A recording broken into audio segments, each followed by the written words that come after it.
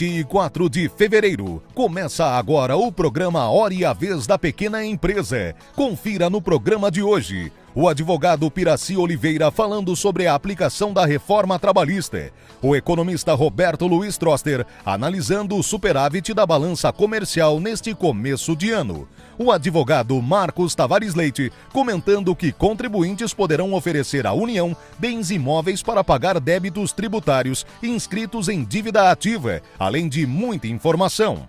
E nesta semana o presidente do Simp, Joseph Cury, recebe o cientista político Luiz Carlos Burbano, que falou sobre os cenários e desdobramentos políticos em 2018 no Brasil e no mundo. Fique conosco! Olá! Final de fevereiro, começo de março. O momento que vivemos agora é de suma importância para o futuro das relações trabalhistas no Brasil.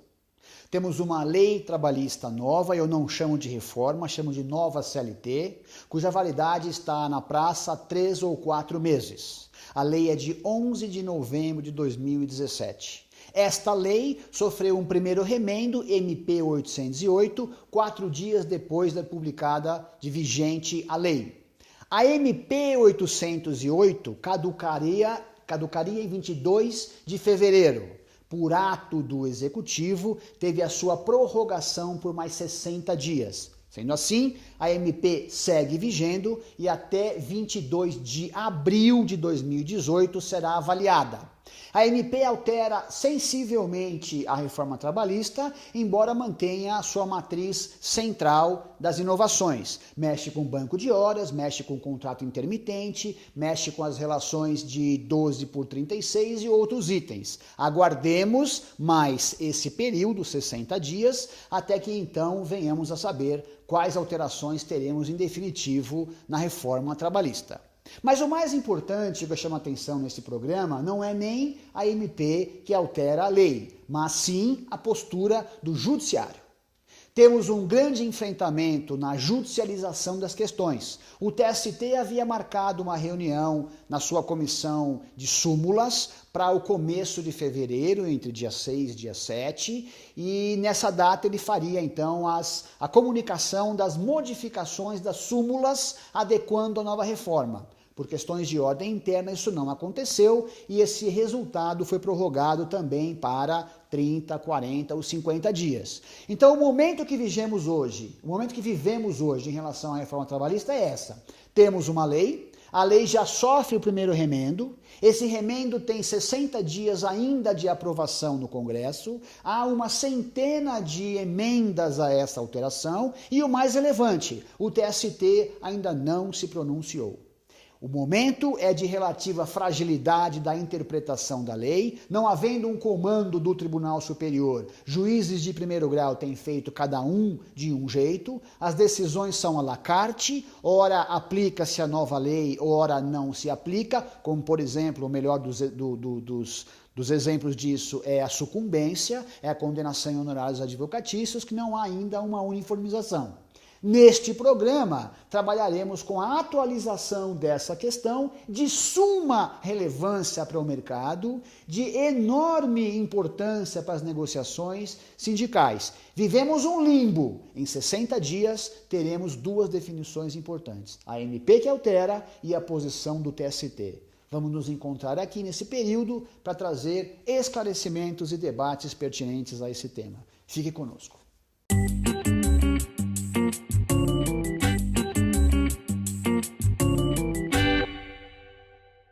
Uma boa notícia: o saldo da balança comercial brasileira está aumentando mês após mês. O motivo é que as exportações acumuladas em 12 meses estão crescendo a taxa de 16% e as importações a taxa de 10%. Como as exportações estão crescendo mais do que as importações, a cada mês que passa o saldo aumenta. Saldo maior, são mais dólares dentro da economia, menos necessidade de financiamento externo para rolar dívida e o déficit em transações correntes. Como é que está composto esse superávit? No caso das exportações, são as exportações de produtos básicos, que é soja, minério de ferro, estão crescendo a taxa de 25% ao ano, Mas o ponto positivo é que os bens manufaturados e semi-manufaturados estão crescendo as taxas de 10% ao ano, quer dizer, é um crescimento muito grande. O grande responsável por esse crescimento são dois países. O primeiro é a China. A China está demandando mais produtos básicos. À medida que o país cresce, a demanda de alimentos aumenta, a demanda de minério de ferro aumenta e eles importam mais. E a Argentina? A Argentina começou a crescer depois de uma recessão profunda e as exportações de bens manufaturados daqui para lá estão aumentando bastante. É isso.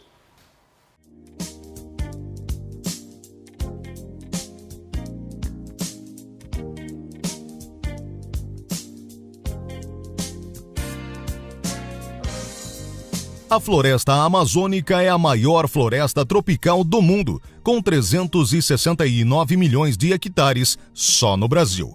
A floresta toda tem cerca de 6 milhões de quilômetros quadrados e se espalha por 9 países: Brasil, Venezuela, Colômbia, Peru, Bolívia, Equador, Suriname, Guiana e Guiana Francesa. A Amazônia corresponde a 1/3 das reservas de florestas tropicais úmidas do mundo, tem 20% da quantidade de água doce que existe no planeta, possui 1.500.000 espécies de plantas e um estoque de minérios que nem foi calculado ainda. Essa, você sabia?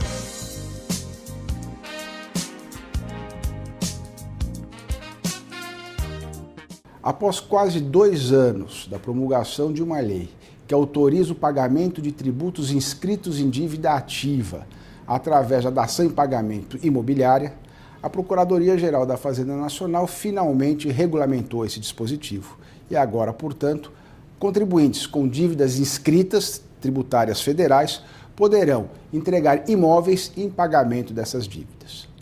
Apesar dessa possibilidade de regularização fiscal e tributária agora, o contribuinte tem que estar atento a algumas questões que podem ser armadilhas ou pelo menos ele está muito consciente de como deve proceder e as consequências desse procedimento. O primeiro ponto, o imóvel tem que se sujeitar a uma avaliação imobiliária. Porém, o contribuinte que pretende utilizar esse instituto deve ficar atento a algumas questões que podem prejudicar, portanto, a sua adesão e ficar realmente muito atento. Uma delas é a necessidade de avaliação do imóvel que será dado em pagamento do tributo.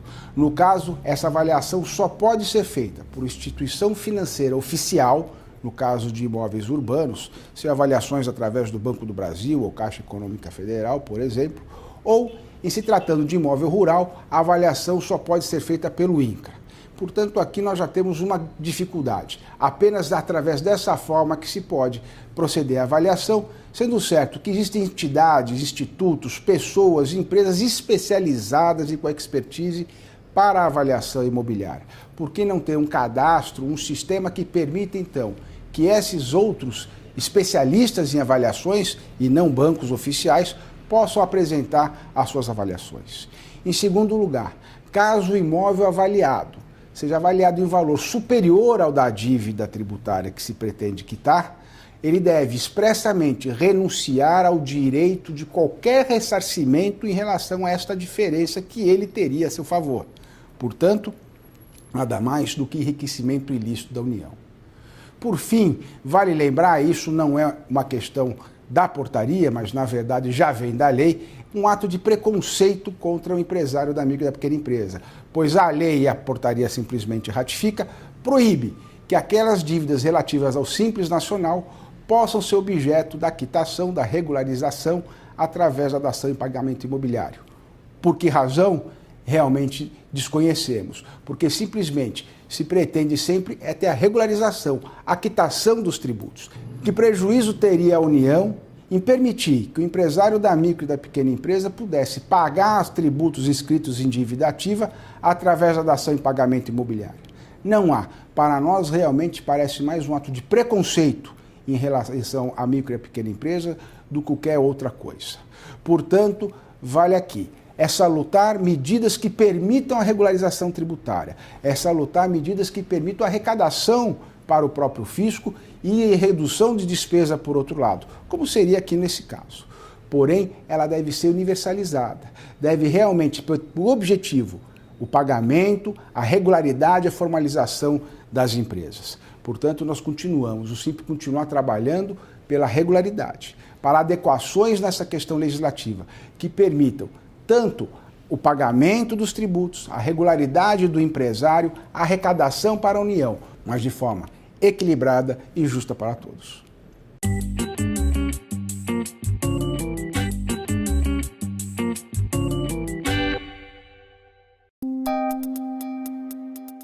Entrevista da semana.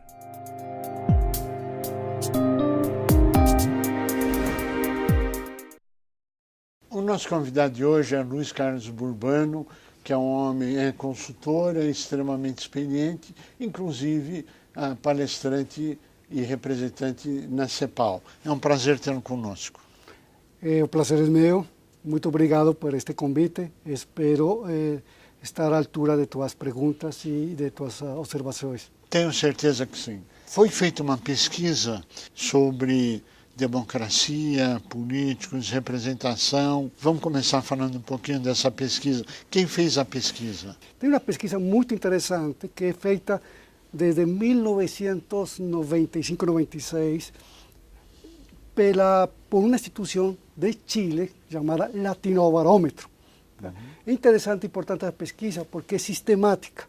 É feita em 22 países e com a mesma metodologia, com as mesmas perguntas. Tá? E essa pesquisa mostra claramente o que tem acontecido, sim, desde então, nos últimos 20, 25 anos, com a percepção que têm nossos cidadãos, de nossos países, de seu sistema de governo, de nossas democracias. No Brasil, essa pesquisa é feita no Brasil também? Desde a primeira pesquisa foi feita, tem resultados para o Brasil, comparados com todos os 22 países. Quais são os principais indicadores? Olha, interessante o seguinte, dos últimos 3, 4 anos, sobretudo nos últimos 2 anos, se tem observado uma queda pronunciada na América Latina toda, da apoio e satisfação com a democracia. Certo? Com a democracia. Com a democracia, ou seja, os cidadãos da América Latina, de nossos países, não estão acreditando nos seus sistemas democráticos, nossas instituições democráticas, nos partidos políticos. Tá? É uma queda bastante pronunciada. Quanto deu no Brasil? No Brasil tem os seguintes dados muito gerais. Em primeiro lugar, certo? Satisfação com a democracia. Certo? O que significa isso? Que tanto estão satisfeitos os brasileiros com o sistema democrático? Sim. Só 13%. Ou seja, só 13% dos brasileiros acham, certo, o sistema democrático bom, ou estão satisfeitos com o sistema democrático. Agora, existe algum outro regime melhor do que a democracia? Antes disso, certo, o seguinte, esse indicador, esse 13% para o Brasil, é o menor índice de todos os países da América Latina. Tá? E sobre a tua pergunta, também nessa mesma pesquisa, sim, eles construem um índice, um indicador que se chama democracia churchilliana. O que significa isso? Sim? Lembram a Churchill quando falava lá que a democracia não é o melhor sistema de governo, mas, certo, o menos pior de todos. Tá? Então, não existe nada melhor. Não existe nada melhor. Sim? Então, para uma imensa maioria de cidadãos da América Latina, certo, o sistema democrático, sim, não é bom, não está dando bons resultados, mas não temos alternativas. Mas também, certo, o perigo é que quando tem uma queda na satisfação com a democracia e com os governos, também tem um aumento paralelo sobre apoio a regimes autoritários. Tá? Parece que não tem alternativas, mas certo, quando o apoio diminui, certo, a insatisfação aumenta, há um aumento, sim, para regimes autoritários. E isso é bastante ruim para o Brasil e para a América Latina. Sim, que é inaceitável, porque a democracia é indiscutivelmente no mundo inteiro o melhor regime, porque não existe regime melhor do que a democracia, ou eu estou enganado? A democracia é um sistema onde nós votamos, elegemos, Sim. feito por nós, Sim. para resolver nossos problemas. Sim. O grande paradoxo é que, pelo menos na América Latina, e parece que no mundo todo, em outros países, certo? A democracia não está dando resposta, não está enfrentando os grandes problemas e anseios, necessidades de nossas sociedades. É por problema de gestão ou por problema de regime governamental? Bom, as causas são diversas, pero, desde minha perspectiva e nossa perspectiva, existe uma das causas fundamentais, que é que os defensores da democracia, ¿quiénes son los defensores? Que deben, os demócratas, os que deben defender a democracia. O sea, estoy falando dos políticos, fundamentalmente, y dos partidos políticos. Eles não sabem defender a democracia. Significa isto, que eles não sabem governar e enfrentar os problemas sociais com eficácia. Tá? Nós temos grande também aí, grande problema, grande paradoxo também. A democracia, com a democracia, elegimos candidatos, vamos a eleições, elegemos, certo? Sim. Mas esse regime de votar não está assegurando a eleição dos melhores governantes. Explico. Elegemos os melhores políticos, aqueles que fazem boas propostas e boas promessas eleitorais e se posicionam bem e têm boa máquina eleitoral, mas no momento em que eles chegam ao poder são ruins e não governam com eficácia. Ou seja, os defensores da democracia, certo? Que são nossos políticos e nossos governantes, não sabem dar resultados em defender a democracia. Esse é um grande dilema, e não só da América Latina, sim? No mundo todo. Nós temos aí alguns exemplos, certo? No caso da Grã-Bretanha, em Espanha, no meu país, bom, na Colômbia, é impressionante, que com os sistemas eleitorais, sim, vamos a eleições, sim, não estamos tomando boas decisões para nosso futuro. É um grande dilema que nós enfrentamos. O que mais se deu na pesquisa? Outros dados interessantes, certo? Vou matizar e no contexto atual da campanha eleitoral do Brasil, que são muito importantes. Tem um dado, sim, que fala o seguinte: só 6% dos pesquisados, sim, do Brasil, sim, fazem uma avaliação boa do governo federal, perfeito? De seu governo. Tá? E esse porcentagem, sim, é o mais baixo, o último, sim, o índice menor de todos os países da América Latina. Ou seja, o Brasil, sim, está de último, inclusive abaixo da Venezuela, sim, do Maduro, que tem 32% de aceitabilidade. Tá? Este é um índice bastante baixo. Além disso, sim, outro índice que é bastante forte, sim, que causa muita impressão, que só 3% dos brasileiros, tá? Eles acreditam que os governos, sim, estou falando do governo federal, governo estadual, municipal, que seus governantes governam para o benefício de todos, ou do povo, da maioria.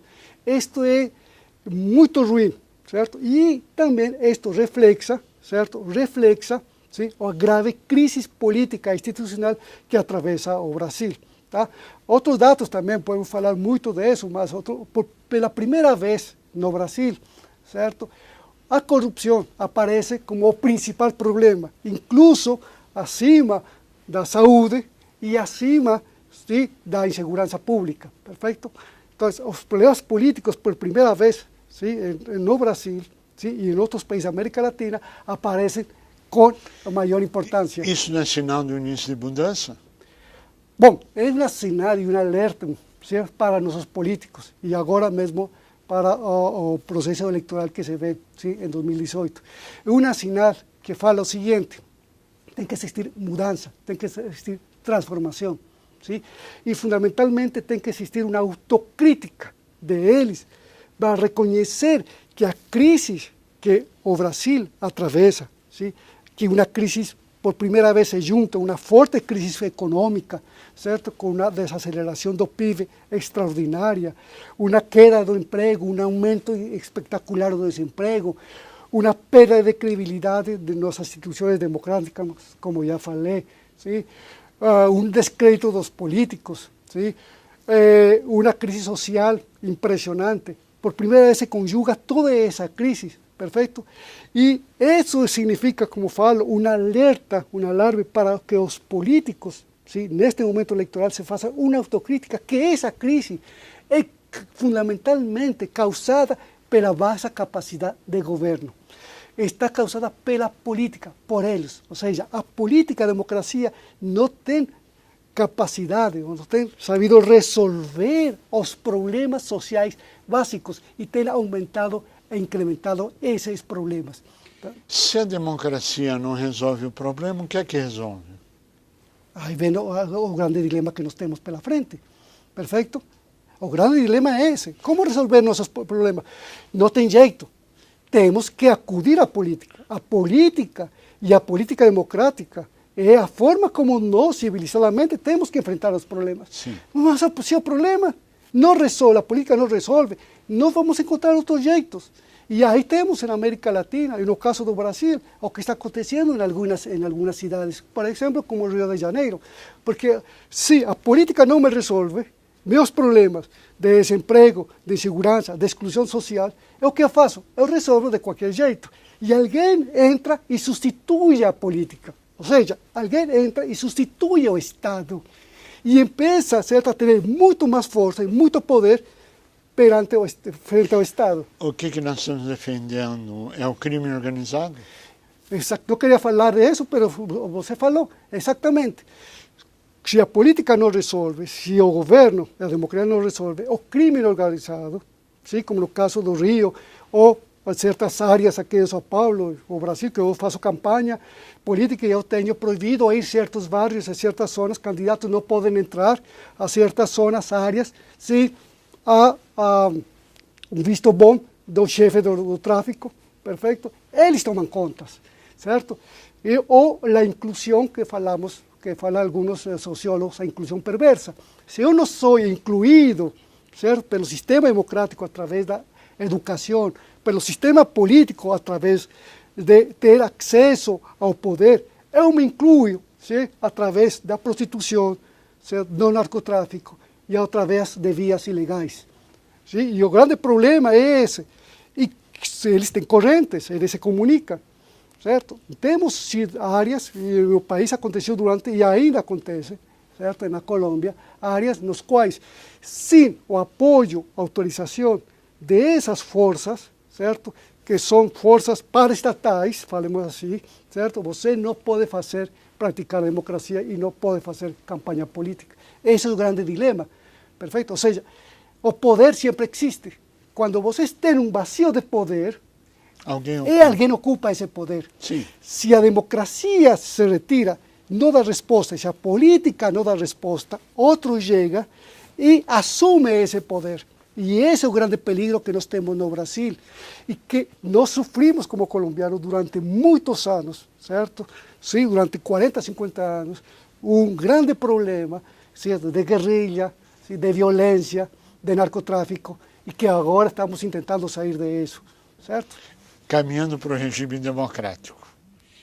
Luiz Carlos Burbano, chegamos ao final do nosso tempo. Queria agradecer o seu posicionamento, mas queria dizer que nós defendemos clara e abertamente a democracia, nós acreditamos no voto, nós acreditamos na vontade e acreditamos em cobrar da classe política os resultados que a sociedade precisa. E que o Brasil possa enveredar numa fase construtiva através de uma democracia forte, pujante e as instituições falarem a mesma linguagem, atendendo os anseios e a necessidade da sociedade. A você que esteve conosco, o nosso mais profundo agradecimento, com a certeza que estaremos juntos na semana que vem. Até lá!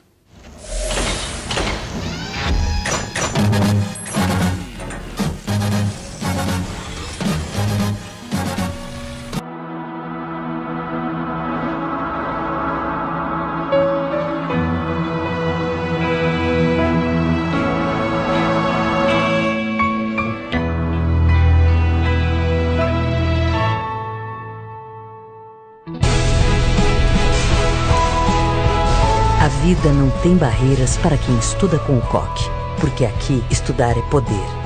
Coque. Explore, conquiste, transforme.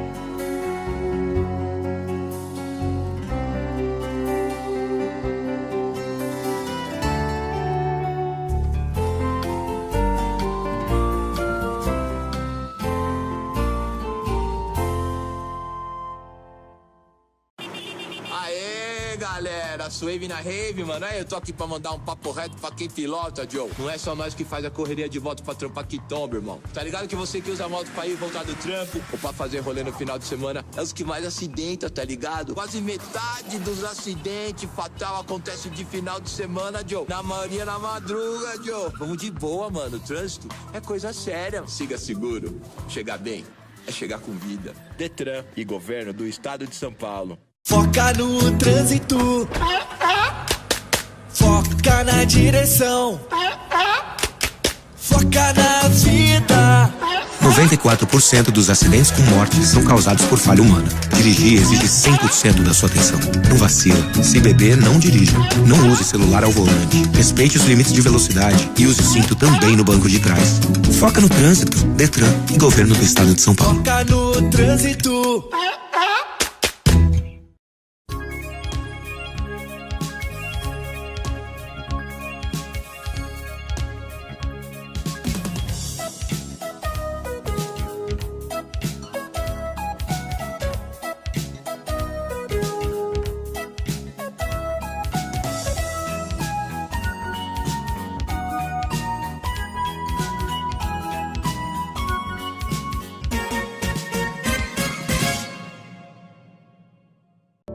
Eu tenho 5 anos e sou filha única, mas eu vou ganhar irmãozinho quando tiver 10.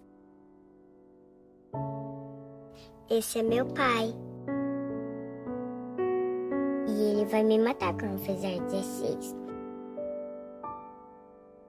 É que ele gosta de correr na estrada e ele corre muito.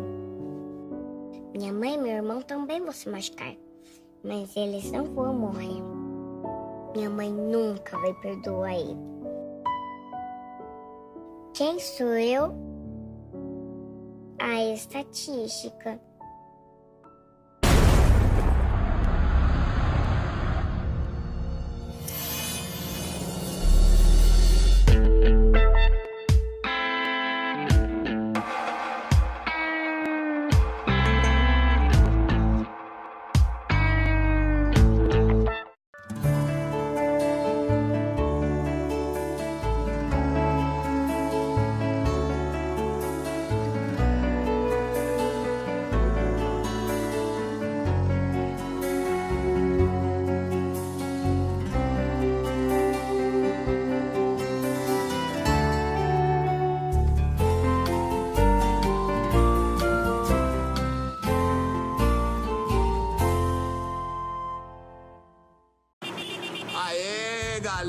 Suave na rave, mano. Aí eu tô aqui pra mandar um papo reto pra quem pilota, Joe. Não é só nós que faz a correria de moto pra trampar que tomba, irmão. Tá ligado que você que usa a moto pra ir voltar do trampo ou pra fazer rolê no final de semana é os que mais acidenta, tá ligado? Quase metade dos acidentes fatal acontece de final de semana, Joe. Na maioria na madruga, Joe. Vamos de boa, mano. O trânsito é coisa séria. Siga seguro. Chegar bem é chegar com vida. Detran e Governo do Estado de São Paulo. Foca no trânsito.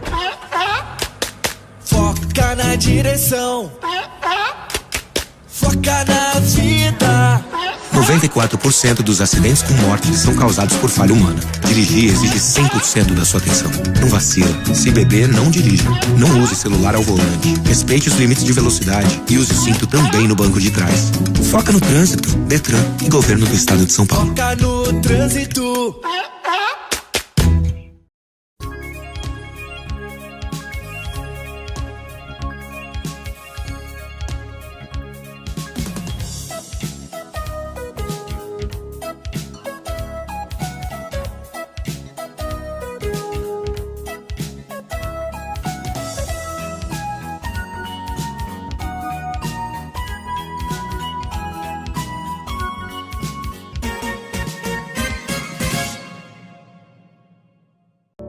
Eu tenho 5 anos e sou filha única, mas eu vou ganhar irmãozinho quando tiver 10. Esse é meu pai. E ele vai me matar quando fizer 16. É que ele gosta de correr na estrada e ele corre muito. Minha mãe e meu irmão também vão se machucar, mas eles não vão morrer. Minha mãe nunca vai perdoar ele. Quem sou eu? A estatística.